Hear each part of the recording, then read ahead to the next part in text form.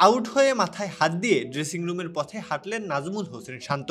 হয়তো নিজের ভেতর ব্যর্থতা আর অপরাধবোধ একটু বেশি কাজ করছিল। শান্তর ব্যাট থেকে প্রথম ৬ বলে এলো ১০ রান, ইঙ্গিত দিচ্ছিলেন একটা ভালো শুরু করার।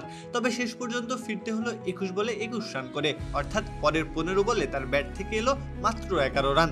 ২-৪ আর ১ ছক্কা দিয়ে সাজানো ইনিংসের স্ট্রাইক রেটটা কাটায় ১০০। শেষটাতে মেহেদী হাসান রানার বলে ছক্কা হাঁকাতে গিয়ে আউট হলেন। যে চাপে আটকা পড়েছিলেন সেটা থেকে আর বের হওয়া হলো না, সেই সাথে দলের চাপ বাড়িয়ে বিদায় বললেন।